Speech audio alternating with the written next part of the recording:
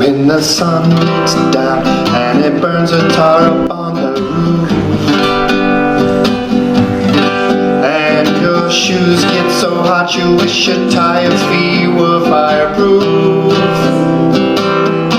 Under the boardwalk, down by the sea, yeah, yeah, on a blanket with my baby's where I'll be.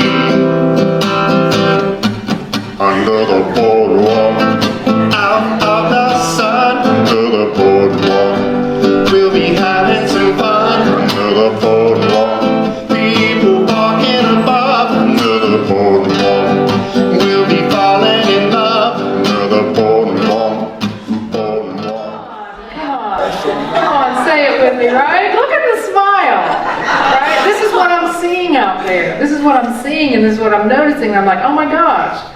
So why don't you say it with me? I'm going to lean close so you're on my mic too. Okay. We are Here to create a movement grounded in love and kindness that transforms us, our community, and the world. Amen. Thank you.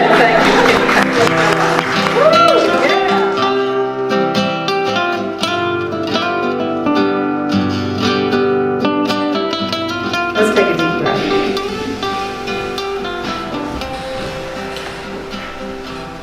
And another deep breath in and out.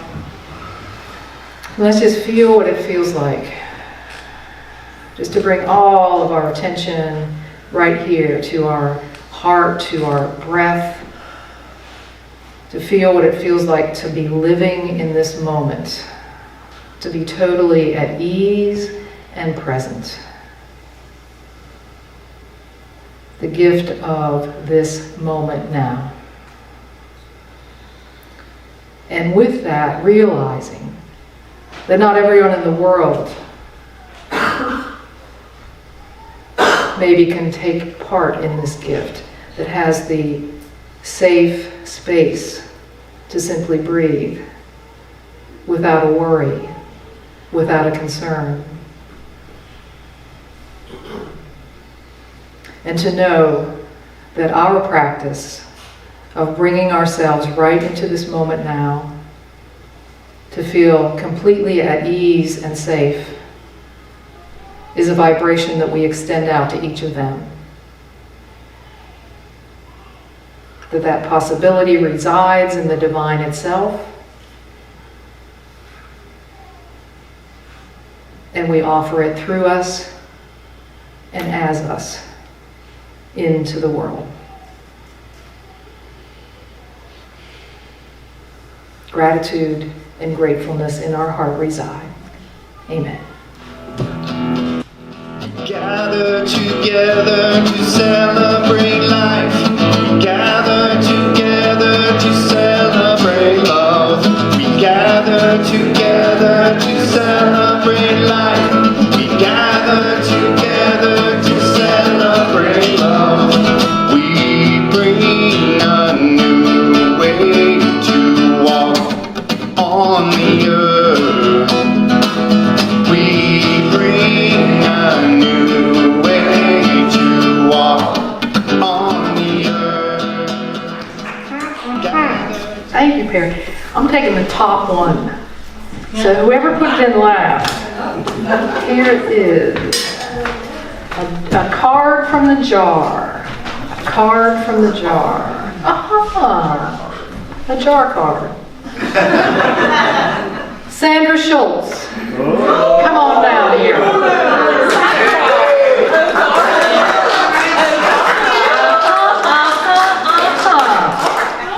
Hey Sandra, come on up here. You're okay with that, aren't you? I don't bite. This is your writing. That's your card. You. Oh. All right. Good. Good. So here you go. If you read the question and then your answer, I would love for these folks to know. When we did these I'm cards, going to put this a little over here so you can... when we did these cards, it was our very first Sunday here, and we had no idea what we were getting into. Gerald was up front, and I'm like, oh Lord. And then the cards came, and it's like, what do you say when you think you found home? So, what do I want it to be for me in my life and for others? I want it to be purpose-filled. I want to be spiritually blessed, and for others to be loving. How do you want it to feel? Free to express and feel love without judgment. How will you bless the space with my love and faith journey? And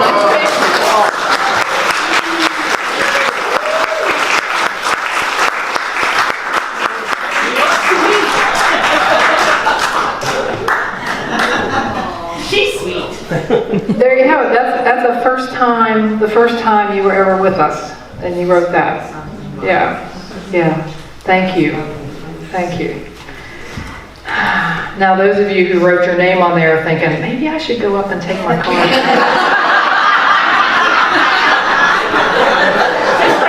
And I would say, no, you should not, because that is priceless. That is priceless. That is a demonstration of the truth of what we all are, and how we feel when our hearts are vulnerable enough, right? Vulnerable enough. Yeah. Same thing with Kim. She came up, she said, okay, come up here and say that. So I'm reading a new book, so that means, you know what that means? That means that you get some of it. Everybody's like, yeah, we know what that means. That means you get some of it, and it's a book by Stephen Cope. Some of you were part of a book study that we did with Soul Center on Zoom during the pandemic with Stephen Cope's first book called The Great Work of Your Life. The Great Work of Your Life. This book is called The Dharma in Difficult Times. The Dharma in Difficult Times. And both of these books are based on the story in the Bhagavad Gita. How many people are familiar with the Gita? Yeah, good. So, and so I love it for that. I even took a class online about the Gita because I was so curious about this story in the Gita. And that's what he bases this on. And let me read to start this.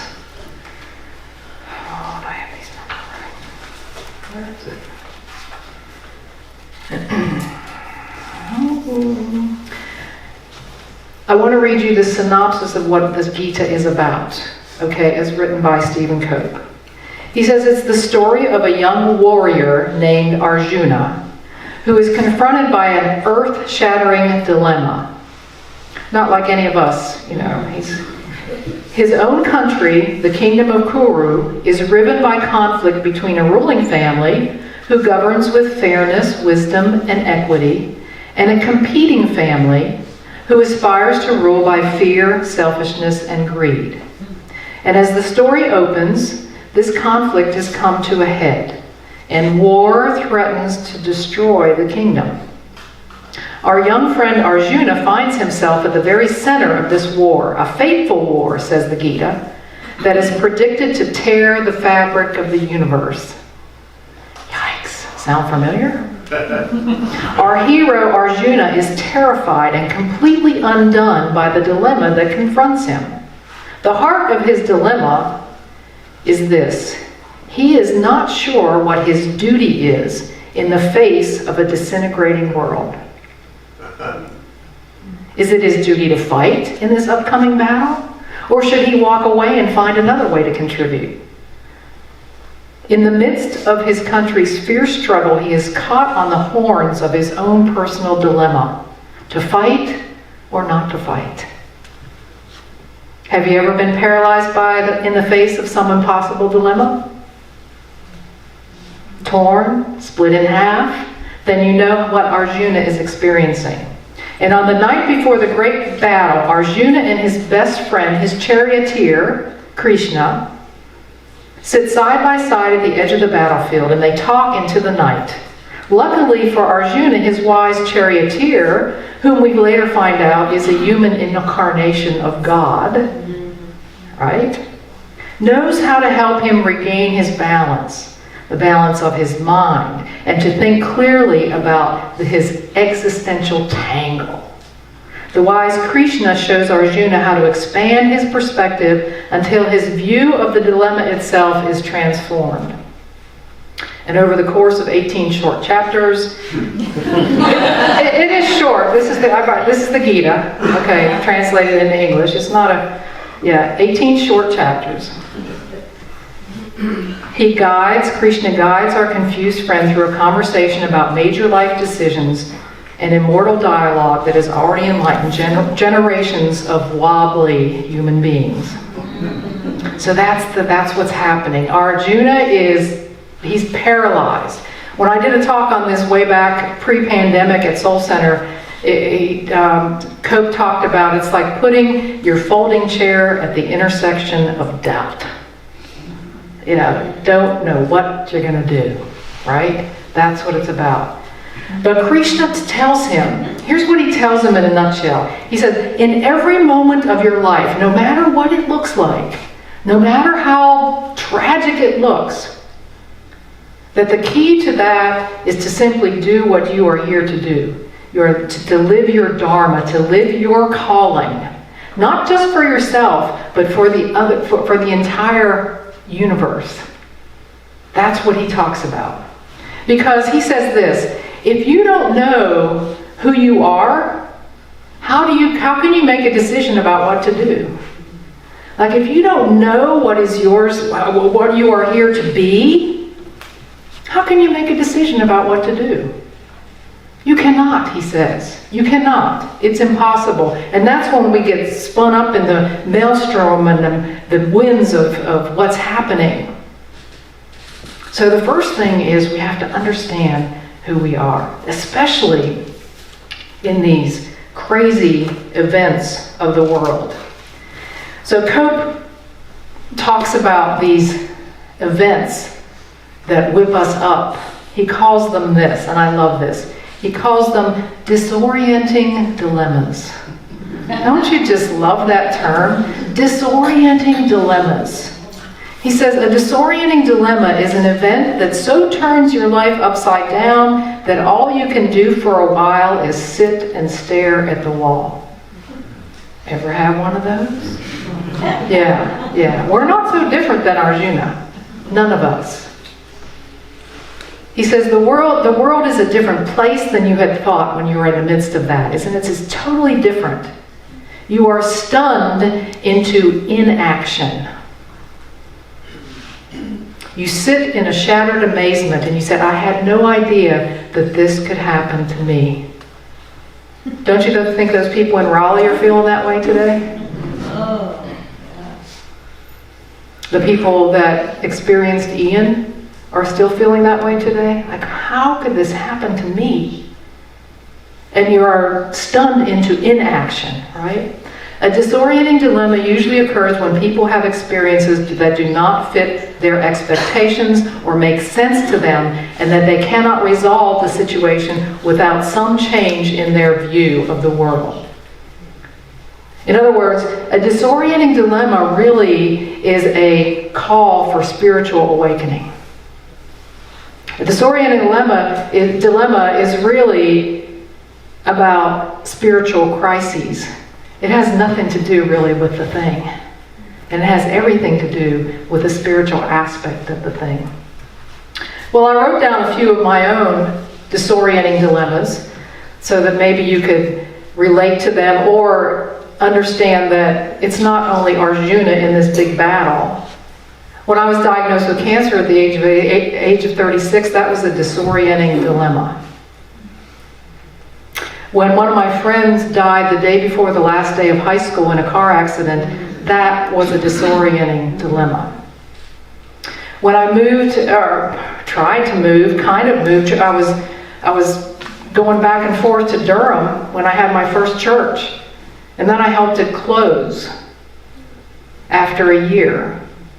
That was a disorienting dilemma for me. I'm like, really? Really? Like the sit and stare at the wall kind of thing? Like, here I am. This is what I felt called to do, and now this? It was a disorienting dilemma to have knee surgery and to think that I was going to be the star recovery person, because I was, 20 years younger than many knee recipients. And I was 16 months in rehab, taking oxycodone for a year. That was a disorienting dilemma for me. Can anybody relate? Are you thinking of your own? Are you thinking of your own? Yeah. And not to mention all those personal ones, but everything that's happened in the world, the ghastly things that are happening in the world. I mean, I can't even get my mind around that today, and for the last how many months, bombs have been falling in Ukraine. I mean, bombs are destroying civilization in that country. Like, if I sit and think about that too long, I do stare at the wall. That's incomprehensible to me. The shootings that are happening in our schools, isn't that a disorienting dilemma to us? The place our children should feel safe and loved and supported? Like, that's disorienting dilemma to me.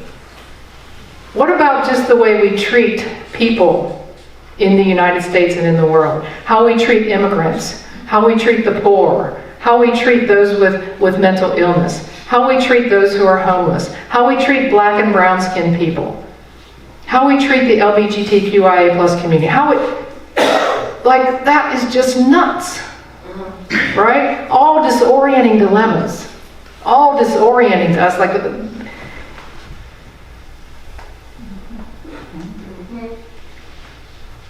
never mind global warming or income inequality, or those sorts of things. Like, they're disorienting. So how do you make any sense of that? And Krishna says this to Arjuna. Like, the only way you make sense of it is you've got to know who you are. You've got to know that first. You've got to know who you are before you can decide what to do. Because the first thing we want to do is do something about it. We want to run out and form a committee or do this or collect stuff for the homeless. We want to do those sorts of things. Which it's not a bad thing, but is it really the first thing? Is it mine to do that? Is that mine to do? Maybe it is. Maybe it is. But Krishna lays the groundwork with Arjuna when he talks about really what the first step is. Don't you really want to know what the first step is? Yes. Like the first step. Everybody wants to know that. Yeah. Just tell me what the first step is and then I'll be all right. And Arjuna wants to know that too. And the first step is the hardest step. Start an exercise program. What's the first thing? Oh, gotta get off the couch. Eat better, eat more nutritiously. Oh, gotta go to the grocery store, plan some meals. The first step is the hardest step. You gotta put yourself out there. Those who are in addiction, what do they have to do? They have to get themselves to a meeting. That's the hardest step, right? Is to get there. And this step is no different. This step is no different. Let me remind you of Arjuna's moral dilemma, which is really what it is. He comes to Krishna and he says, Krishna, my world is falling apart. This battle is like no other. I feel totally lost. I'm not sure what my duty is. Is this really my battle to fight? Must I really wage war against my own kin? I don't understand. Think of that time for you. Here's what the Gita actually says. My will is paralyzed and I am utterly confused. Tell me, which is the better path for me? Let me be your disciple. I have fallen at your feet. Give me instruction. And he falls to the floor of his chariot and calls out to Krishna, help me! Help me! When Krishna speaks, finally we're going to get the answer. His voice is deep and calm and soothing. He says, Arjuna, my dearest boy, take refuge in me. Take refuge in my love for you. Take refuge in my wisdom. Hide yourself for a while in the shadow of my abiding care.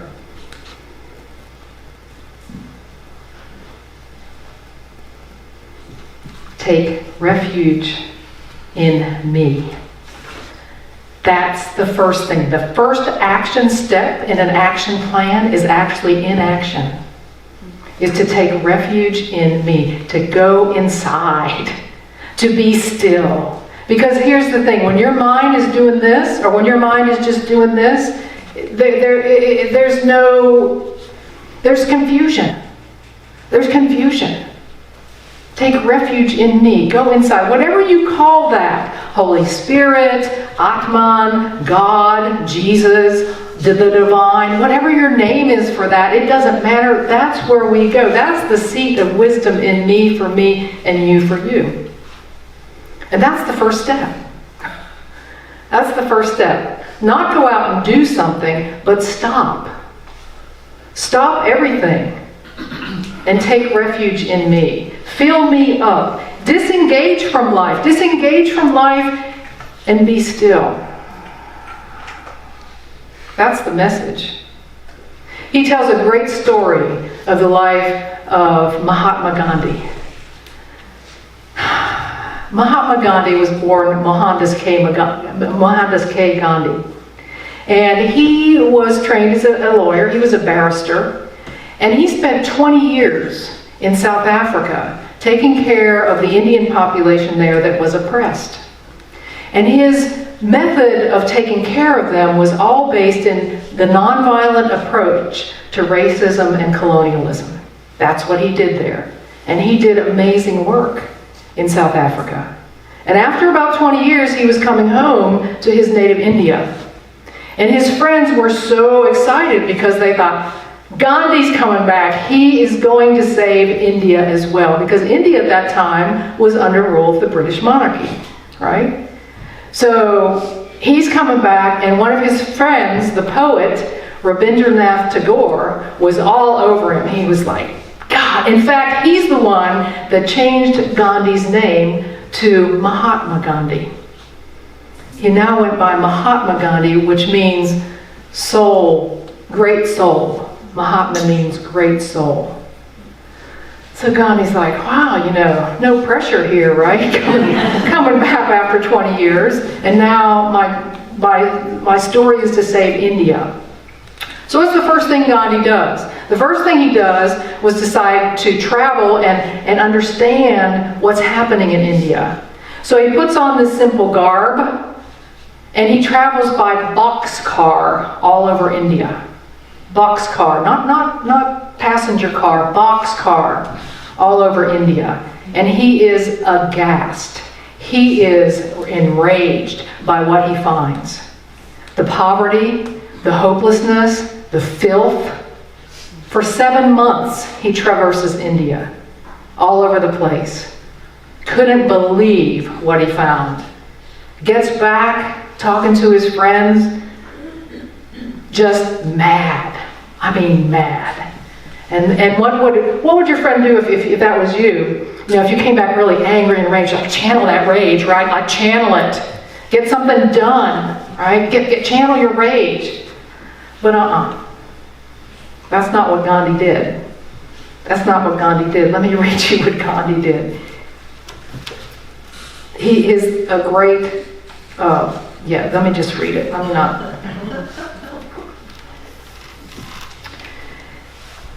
He shocked his peers and supporters.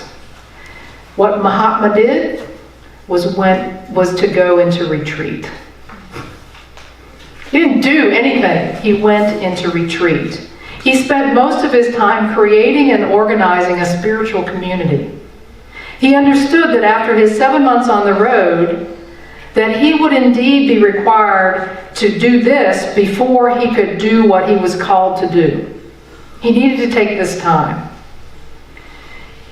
This was his idea. He said, you must gather around you all the resources of your spiritual tradition, and indeed of any other spiritual tradition that might provide sustenance. He implored his followers, bathe in spiritual experience. You see what this is? I mean, he's not doing anything. He's turning totally within. Feed the soul, he said. Look for spiritual power and wisdom within. That's what he had to do. In the midst of his despair, Gandhi intentionally marinated himself in many of the world's wisdom traditions. So here's the lesson in a nutshell. When confronting a disorienting dilemma, see the moment as an opportunity to dive more deeply into your own spiritual practice, your own heritage, your deepest spiritual resources. Turn into the hunger in your soul. The first step of action is inaction. Except to excavate the depth in yourself. And that's what Gandhi did. First, look inward. It doesn't seem like the thing to do. Can you imagine Arjuna sitting on that chariot saying, really, that's what I'm to do? You got these warring factions here, and I'm supposed to turn? Yes. In that disorienting dilemma, whatever is happening in your life, stop. Surround yourself with, maybe some of you are here today because that you knew that, you sensed that, you know that maybe Spiritual Soul Center is the place to be for that. If it's not, find it. First in yourself. We have to get to that place so that our mind isn't disturbed, because we're not going to make the right choice if we're doing this. We're not going to make the right choice. Some of the people who stormed the Capitol have come to that realization. Not all of them, but some of them, if you read about them, are saying, I don't know what got into me. You know, I don't understand how I could go there. I don't understand how I could go there in my mind and have that belief. I think they got dragged in just like we get dragged into disorienting dilemmas, right? We're no different than they. We like say, oh, I didn't go there. No. Yeah, sorry. Yeah, that's a mirror for me. So I know that you all have experienced this before. I know. Anybody who's gone through divorce probably experienced that. Death, tragedy, addiction, pain, some diagnosis, fired from your job, shut out of your family, having an accident, natural disaster. Any why me experience that you have, that is a disorienting dilemma in your life. So I was thinking of mine, and actually one experience I had stands out, and I'll never forget the first time I was with someone when they actually died. And it was my friend Judy Calloway, Bill and Betty. God, thank you. Bill and Betty Calloway were friends of Renee's and I. And Betty was dying of cancer, and she was in hospice. And Bill and Betty, they were tight. They were just a quintessential couple to me. I didn't know them very long, but man. So I was at the hospital. I was in the hospice room when Betty passed away, and Bill was there as well. And we were standing over Betty, and Bill was, I'll never forget this, he was right there at her face, holding her hand, holding her shoulder, and she would take a breath, and that would be a long time before she would take another breath. And he would say, is that it? Is that it? Is she gone? Is she gone? I don't know how many times he said that until finally she took her last breath. And I'll never forget Bill going over to a chair and just sitting down, totally exhausted, a deep breath out, sitting and staring at the wall. A disorienting dilemma for him. It's like so clear now that I know this information. You know, and then he did, you know, what he does, and I did what, but man, it was so clear. It was so clear. There was no hysteria. It was just simply sitting and staring and being done. So for me, I gave you some examples for me. You know, after my friend Janice Gordon died the day before our graduation in high school, I didn't have anybody sign my yearbook. Like, my yearbook had like 2 signatures in. I was just like, how did this happen? How could it be? And it still sticks with me today. You know, that's a lot of years ago. But it was a major event in my life. A major event in my life. There was another major event in my life. I was asked to do a funeral service for a 1-month-old baby. I didn't know this person at all. Like, somebody called me on the phone because they talked to somebody I knew, and they called me, who was the grandmother of the, like, this whole thing happened, and I'm like, why are they calling me? Like, it was disorienting for me. It was tragic for them. It was disorienting for me. I thought, why are they calling me? What is mine to do? God, really? You're calling me to do this? I had my Moses at the burning bush kind of experience. It was disorienting. It took me a while to come to where I wanted to be, to serve them. But it was definitely disorienting. When I was diagnosed with cancer at 36, I didn't have, of course I wasn't where I am today spiritually. I didn't understand it. It was only until later that I really recognized it as disorienting and was able to work with that. And I'm convinced that without that, certainly I wouldn't be standing here. I wouldn't be in North Carolina. I might be dead, for all I know, but that was a disorienting experience for me to have cancer at 36.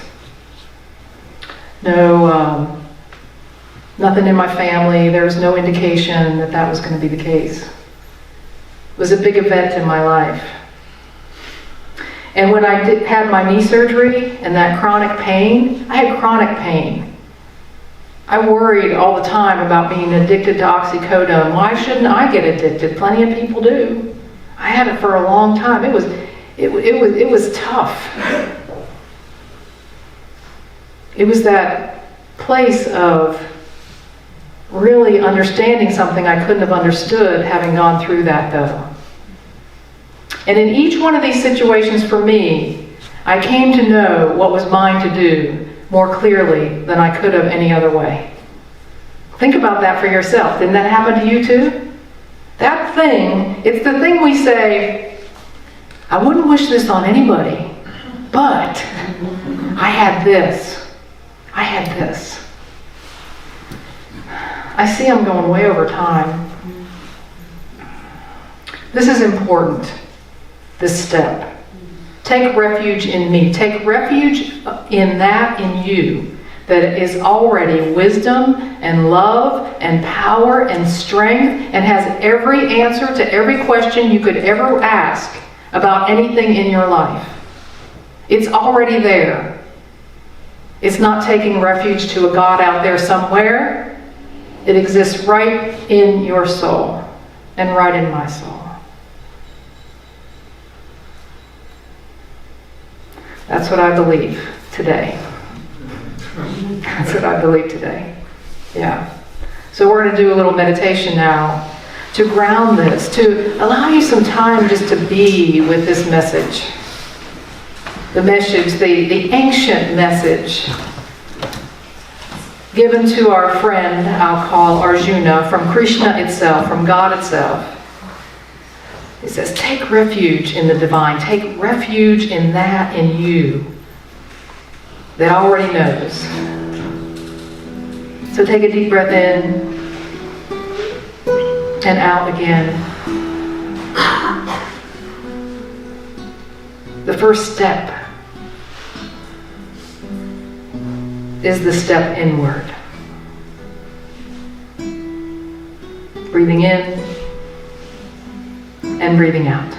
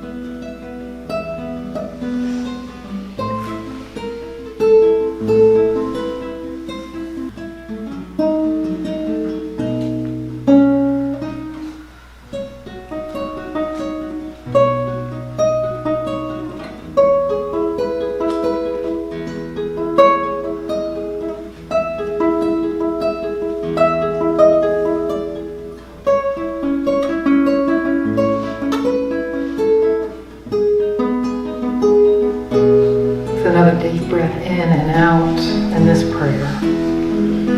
When love disappoints and friendships fail, when life seems to go in a different direction than what you had hoped for, when parents die and families disperse, when life crumbles and our dreams are shattered, in the heaviness of being in such moments as we sit alone in the darkness of thought, unable to see the light that carries us each day, in a space within our hearts, in the core of our existence, there sits God, always awaiting us.